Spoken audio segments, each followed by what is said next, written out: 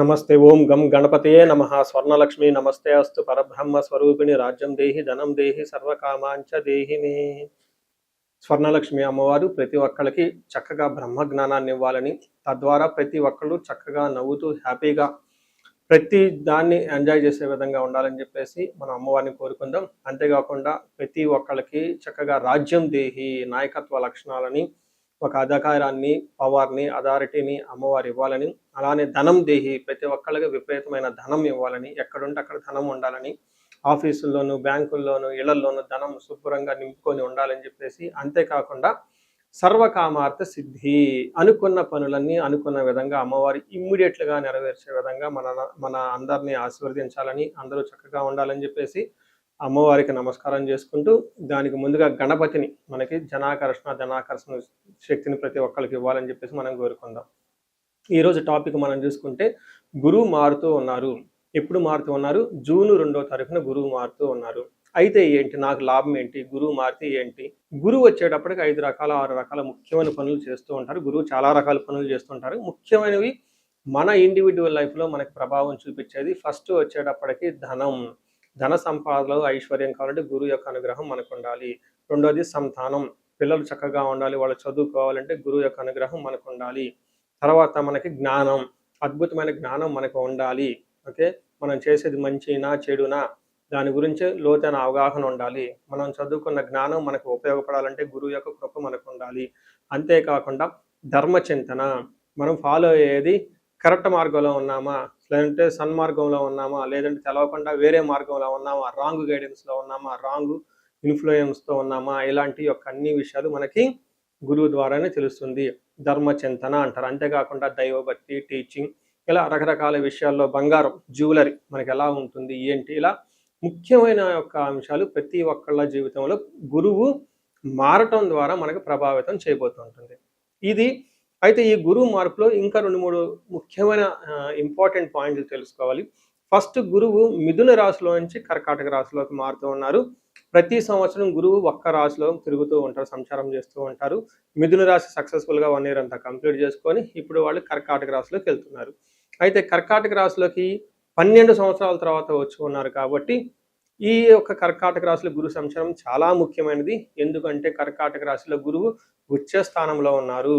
మంచి చక్కగా ఈ సంవత్సరం అంతా పిల్లలు ఎవరు పుట్టినా కానీ వాళ్ళకి గురువు జాతకంలో వచ్చే స్థానంలో ఉండి మంచి యోగ్యతను ఇస్తూ ఉంటారని మనం చెప్పుకోవచ్చు. సో ఈ యొక్క ఉచ్చ స్థానంలో ఉన్న గురువు సంపూర్ణమైన ఫలితాన్ని, చక్కటి ఫలితాన్ని ప్రతి ఒక్కరికి ఇస్తూ ఉంటారు. అయితే వాళ్ళ యొక్క ప్రభావం 12 మనుషుల మీద ఉంటుంది. ఈ మనుషులందరూ 12 రకాల రాశులుగా విభజించడం జరిగింది. కొన్ని రాశులకి, చాలా వరకు రాశులకి అనుకూలంగాను, కొన్ని రాశులకు ప్రతికూలంగాను, కొన్ని రాశులకి సామాన్యంగాను ఉండే అవకాశం ఉంటుంది. ఇప్పుడు మనం గురువు ప్రతి ఒక్కళ్ళ రాశులకి మేష నుంచి మీన వరకు ఎలాంటి ఫలితాన్ని ఇస్తూ ఉంటారు, ఆ ఫలితాలను మనం ఎలా ఎంజాయ్ చేయొచ్చు, ఇన్ కేసు ఫలితాలు కనుక సరిగ్గా వాళ్ళకి అనుభవంలోకి రాకపోతే ఏం చేయాలి, అలానే కొన్ని రాశులకి ఖచ్చితంగా ప్రతికూలమైన పరిస్థితులు ఉన్నాయి, ఎలాంటి ప్రతికూలమైన పరిస్థితులు ఉన్నాయి, వాటిని తప్పించుకోవడానికి మనం ఎలాంటి పరిహారాలు చేసుకోవాలి అనేది కూడాను 12 రాశుల వైజ్గా ఆ రాశికి ఎలాంటి ప్రభావం ఉంటుంది, దానికి మనం ఎలాంటి పరిహారాలు చేస్తే చక్కగా ఉంటామో కూడా మనం ఈ వీడియోలో మనం చక్కగా మనం వృశ్చిక రాశి గురించి మాట్లాడుకుందాం. ఈ సందర్భంగా వృశ్చిక రాశి గురించి నాకు వృశ్చిక రాశికి సంబంధించి చాలా అసోసియేషన్ ఉంది. నేను ఫస్ట్ టైం పబ్లిక్గా వచ్చి సోషల్ మీడియాలో ఉన్నప్పుడు షూట్ చేసుకున్నప్పుడు ఫస్ట్ టైం లైఫ్లో కెమెరా ముందు కూర్చొని రాశి ఫలాలు లేదంటే జ్యోతిష్ శాస్త్రం గురించి చెప్పవలసి వచ్చినప్పుడు నేను ఫస్ట్ అనురాధ నక్షత్రం గురించి మాట్లాడాను, ఎగ్జాక్ట్గా 3 years బ్యాక్. అప్పుడు ఈ రాశి వాళ్ళకి అష్టమ శని నడుస్తూ చాలా ఇబ్బందుల్లో ఉన్నారు. ఆ తర్వాత నెక్స్ట్ వీళ్ళకి అది కంప్లీట్ అయిపోయిన తర్వాత అష్టమ గురు రాశి వచ్చిందనమాట. అంటే లాస్ట్ ఇయర్ గురు గ్రహం అష్టమ స్థితిలో ఉండటంతో చాలా ఇబ్బందులు పడటం జరిగింది ఈ రాశి వాళ్ళు. ఏ విధంగా, చాలా మందికి జాబ్ ఇష్టం లేకుండా చేయటం, వీళ్ళకున్న నాలెడ్జ్ ఒకటి, వీళ్ళు చేసే జాబ్ ఒకటి, లేదంటే వీళ్ళు చదువుకున్న చదువు ఒకటి, వీళ్ళ చదువుకు సంబంధం లేని విధంగా జాబ్ చేయటం, అప్పటిదాకా ఒక డిపార్ట్మెంట్లో ఉండి కంప్లీట్గా వేరే డిపార్ట్మెంట్కి వెళ్ళిపోవటం, అప్పటిదాకా నా క్లయింట్ ఒక నెట్వర్కింగ్ డిపార్ట్మెంట్లో ఉన్నాడు తీసుకెళ్ళి ప్రొక్యూర్మెంట్ డిపార్ట్మెంట్లో వేయటం, ఇంకొక క్లయింట్ వీళ్ళు స్కూల్లో అడ్మినిస్ట్రేటర్గా ఉండే వాళ్ళు తీసుకెళ్ళిపోయి కన్స్ట్రక్షన్ డిపార్ట్మెంట్లో పెట్టడం, ఇలా రకరకాలు. ఈరోజు కూడా ఒక క్లయింట్ నాకు సేమ్ వృశ్చిక రాశి వాళ్ళు చేశారు. లాస్ట్ 3-4 ఇయర్స్ సరిగా లేదండి, వాళ్ళు ఆస్ట్రేలియాలో చదువుకొని వచ్చారంట. ఇండియాకి వచ్చేసి ఇంటీరియర్ బిజినెస్ స్టార్ట్ చేశారు. అంత అనుకూలంగా లేదండి అని చెప్పుకొచ్చారనమాట. ఇలా జాబ్‌లో వాళ్ళకున్న చదువు ఒకటి, వాళ్ళు చేసేది ఒకటి ఇలా చేసుకుంటూ రావటం జరుగుతూ ఉంది. అయితే ఇప్పుడు జూన్ 2న గురువు మారటంతో వీళ్ళకి మహాభాగ్య యోగం పట్టుకుంటుంది. Great luck. అంటే ఇప్పటిదాకా ఉన్న లైఫ్ ఒక ఎత్తైతే ఇక ముందు ఈ రాశి వాళ్ళకు ఉండబోయే జీవితం ఇంకో రకంగా ఉంటుంది. చాలా ట్రాన్స్ఫార్మేషన్ స్టార్ట్ అవుతుంది వీళ్ళల్లో.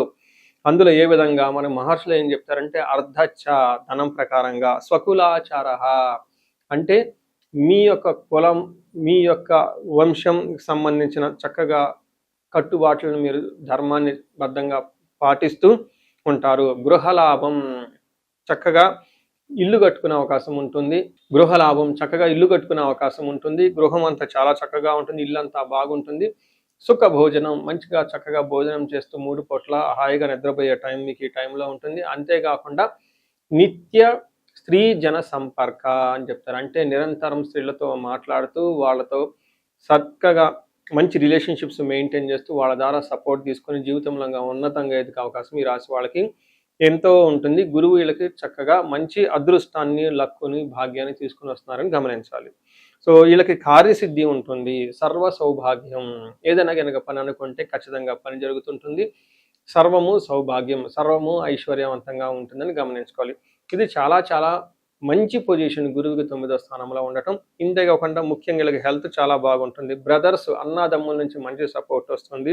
వీళ్ళకి పిల్లలు ఇప్పటిదాకా కలగని వాళ్ళకి పిల్లలు పుట్టే అవకాశం చాలా ఎక్కువగా ఉంటుంది. పెళ్లి కాని వాళ్ళకి పెళ్ళే అవకాశం ఉంటుంది. ఉద్యోగంలో స్థిరత్వం లేకుండా ఉన్న వాళ్ళకి ఉద్యోగంలో స్థిరత్వం వస్తుంటుంది. ఫారిన్ వెళ్ళాలనుకున్న వాళ్ళకి ఫారిన్ వెళ్ళే అవకాశం కూడా చాలా ఎక్కువగా ఉంటుంది.